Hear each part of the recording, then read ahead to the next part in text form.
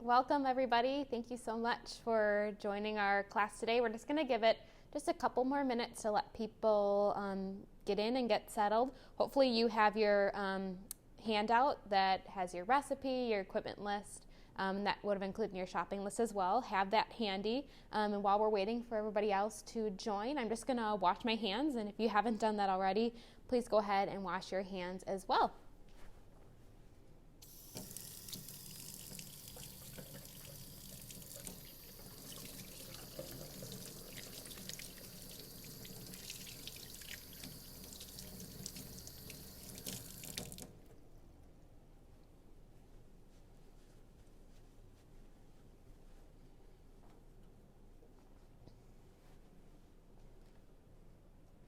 All right, I think we are good to get started. So welcome everybody. Thank you so much for joining us for our virtual cooking class today. I'm Festival Foods Mealtime Mentor Lauren, and I'm also a registered dietitian. I'm so excited to be joining you in your kitchen from the Festival Foods Test Kitchen today. Today we are going to be working with Organicville. They are one of our sponsors for this class today, so thank you so much to them. And we are going to be making a delicious BLT Panzanella salad. And this is also a gluten-free focus class today, so I will also be sharing some shopping tips and some other information about really what is gluten and how to eat gluten-free. So if that's applicable to you, wonderful. If it's not, there'll still be a lot of really great other cooking tips and information and a delicious recipe that we'll be making together today.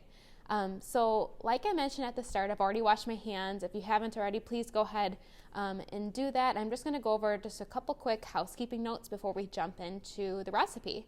Each of your microphones will remain muted throughout the class. However, if you do have questions that come up, we definitely want to hear those comments as well. Please go ahead and use that Q&A function. It's a little button at the bottom. Please use this instead of the chat function so we can more easily track the questions coming in and make sure that all participants can see their responses. Mealtime mentors Casey and Jenny are on the chat today to answer your questions and share some comments throughout the class. If you are taking this class on demand, please reach out to us at askfestivaldietitians.com. All right, so let's get started on our recipe. So like I mentioned earlier, today's class has a gluten-free focus in honor of May, which is when we are obviously taking this class, being Celiac Awareness Month. We'll be chatting through just the basics of a gluten-free diet. I'll be sharing some different tips along the way as we work through the recipe, so those will be integrated throughout. And like I mentioned, today's recipe is a BLT Panzanella salad. And in case you're not familiar, Panzanella salad originates in Italy, and it takes stale, crusty bread, toasts it in olive oil, and serves it in a salad. So it's basically like a bread salad, which I don't know about you guys, but adding toasted bread to any sort of salad just makes it even that more appealing to me. So hopefully we're all on the same page there. I have my handy recipe equipment list. Hopefully you guys have that as well. We'll be following that. And just quickly what we need today for equipment. It's listed on your sheet here, but in case you are just getting everything together, we'll need a serrated knife. We'll also need a chef's knife. 2 cutting boards. If you have one, that's fine. You just might need to clean it off a little bit as we kind of switch up the ingredients. You will need a medium skillet to cook our bacon, a slide spoon, a paper towel lined plate, and then a large serving bowl where we'll be serving our salad. So let's get started. We're going to start with our tomatoes. So if you want to grab your cherry or grape tomatoes, and that's where our serrated knife is coming in handy. So what we're going to do is we're going to take our serrated knives and we are going to cut down the middle. You can really cut it either way if you want to cut it across the center or kind of down around more like a vertical cut. For our tomatoes, we're just slicing them in half. If yours are really big and you want to quarter them, that's fine. Mine are pretty large, but I don't mind that they are a little bit bigger. So you can go ahead, and we're using a serrated knife, which you might think, I've never used a serrated knife before to cut tomatoes or cherry tomatoes or grape tomatoes. And you could use a chef's knife if you don't have a serrated knife or you only grabbed a chef's knife, that's fine. But really the blade needs to be ultra sharp on a chef's knife to really cut through the delicate skin of the tomato without crushing it. So what's nice about the serrated knife is that it grabs the skin really easily without crushing it. So it's kind of a tip something I had learned recently, the serrated knife's teeth are just really sharp, and they grab onto that skin and cut pretty easily right through it. So pro tip, use a serrated knife if you're cutting tomatoes. Gets through that skin really nicely. Otherwise, sometimes with the chef's knife, you have to push down really hard to get through that skin, and then you just end up crushing our beautiful little tomatoes. So go ahead and keep slicing these in half. I should have mentioned too that I did wash these before, just in water, quick rinse. We'll get through all of these. Tomatoes add a really nice pop of color. Something too, if you're making this in the warmer weather months, that maybe you have some tomatoes from your garden. That's a great way to use up cherry tomatoes. I know I often have a lot of those from my garden in the summertime. So once you get through all of those, our next step is we're going to marinate these cherry tomatoes or grape tomatoes, whatever you're using, in our Organicville dressing. So this is dressing that you can find in our Natural Organic department at Festival. Today we're using the balsamic with olive oil. It's a vinaigrette, so it's a dressing, but it's also a marinade. So just want to shake that up. Like I mentioned, it has the olive oil, it has the balsamic vinaigrette, but it's also got some nice herbs and spices in here as well. And we're going to use the whole bottle to marinate our tomatoes while we're going through our other ingredients. And this is obviously going to serve also as our salad dressing. So you're going to pour the whole bottle in our tomatoes here.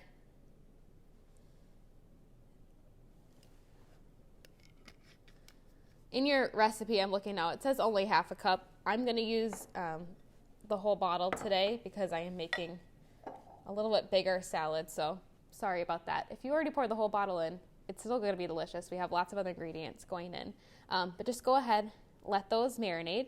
I should also mention that Organicville dressing is gluten-free, so it's a really great option for this class. So our next step then that we are going to get going on is we're going to get our bacon cooking and while we let that marinade. So we have a skillet over here. We're going to turn on our skillet, medium skillet, and we're going to add 6 slices of bacon.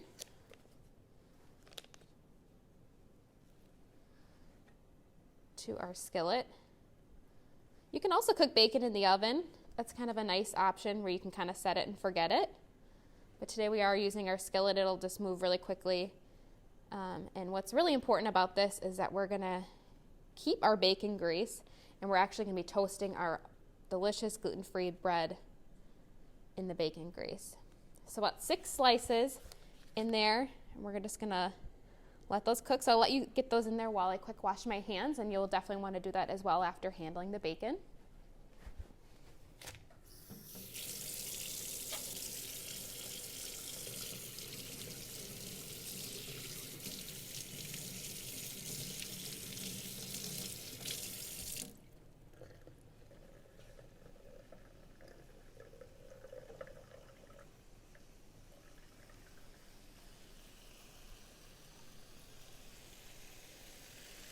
Hopefully your bacon is sizzling a little bit. We're just going to keep an eye on that while we move on to preparing a couple of our other ingredients.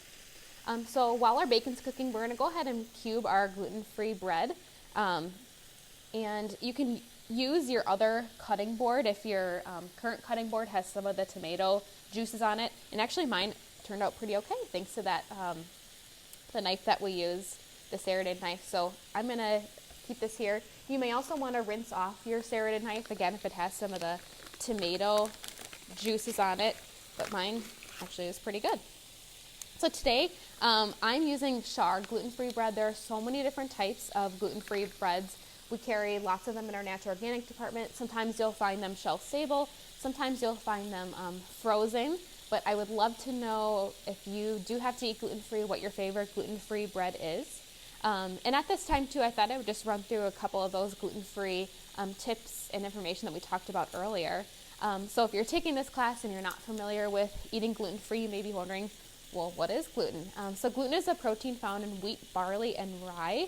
And really what gluten does is it holds the dough together like a glue. It gives foods that really nice texture, specifically like cakes and breads and things like that.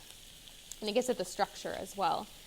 So a lot of people kind of wonder, well, do I need to be eating gluten-free? And really, a gluten-free diet is recommended for individuals that have either been diagnosed with celiac disease or gluten intolerance. If you feel that you are gluten intolerant or have celiac disease, it is a good idea to talk to your doctor or clinical dietitian before starting a gluten-free diet. Fiber, iron, B vitamins are commonly found in foods with gluten, typically like whole grains, things like that. So it is important to consume these nutrients from other sources when going gluten-free. So definitely want to talk to either your primary care physician or your clinical dietitian before starting really any new diets, but for sure a gluten-free diet. So like I mentioned, we're using the Char gluten-free bread today. So I'm going to go ahead and start slicing that up. Looks like our bacon's doing pretty good. We'll flip it here in a couple moments. But what I'm going to do is just ultimately cube this bread.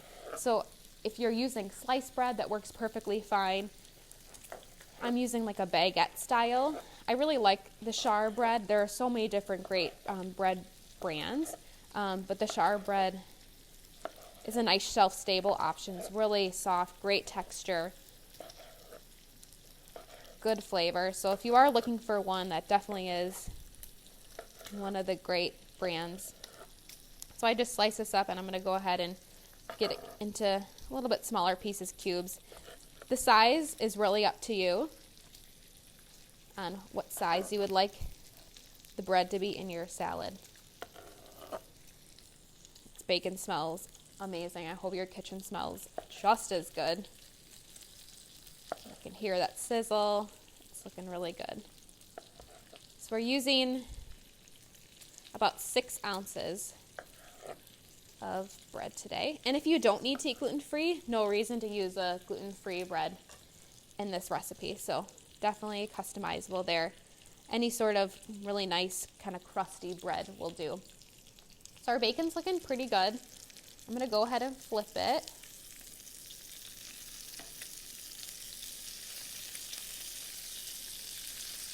Love that sizzle.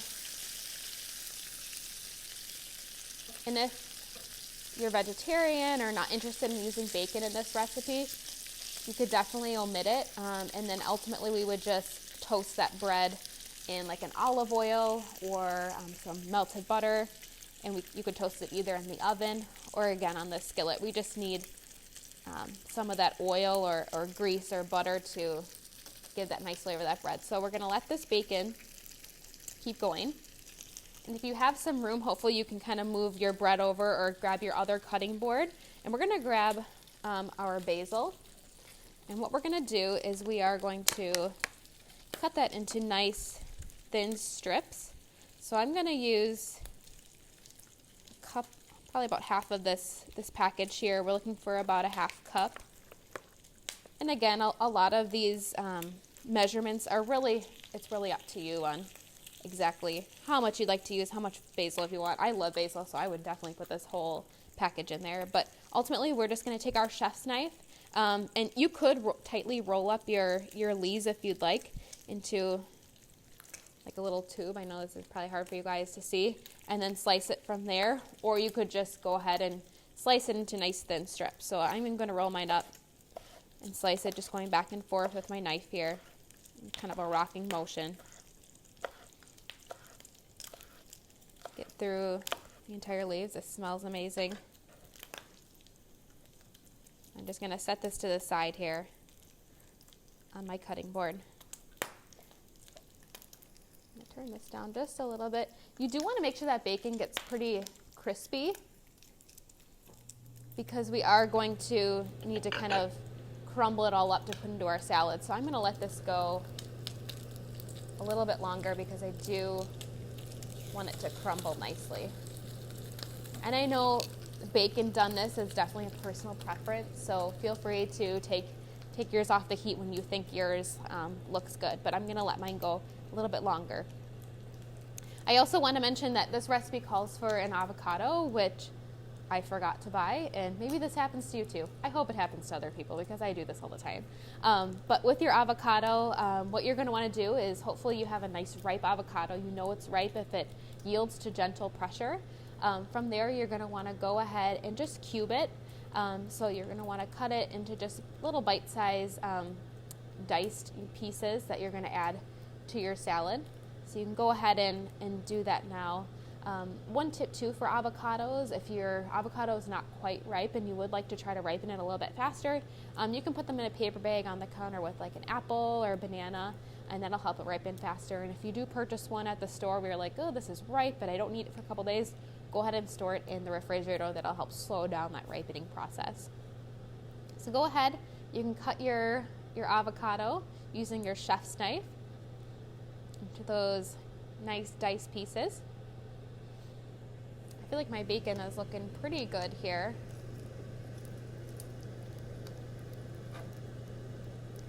So I'm going to go ahead and move my bacon to, I have just a plate here with paper towel. I'm going to move my bacon to my plate, let it cool down a little bit, and leave that bacon grease right in your pan. We're going to be adding our bread.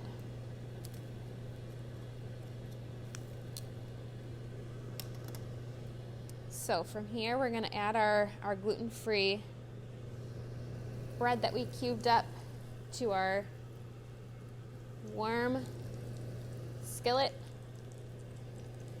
You can turn that up to medium. And we're just going to want to toss all of our bread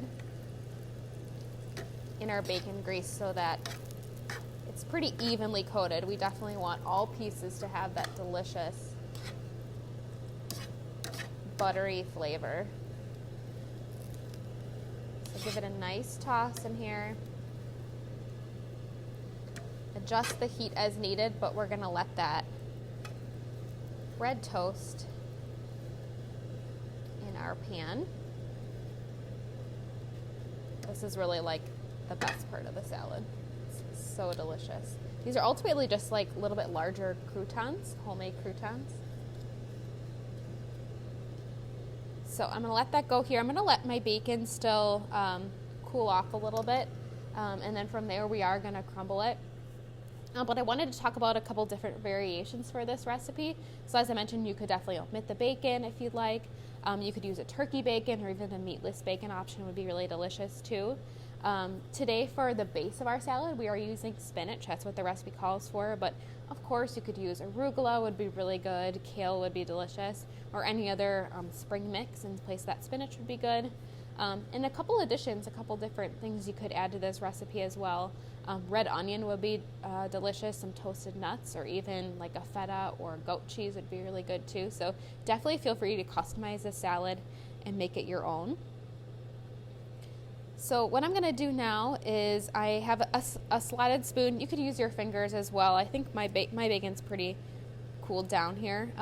So you can either kind of chop it up using your spoon. You could use your knife. Go ahead and use your fingers. We washed our hands. It's looking pretty good. And we're just going to crumble up that bacon.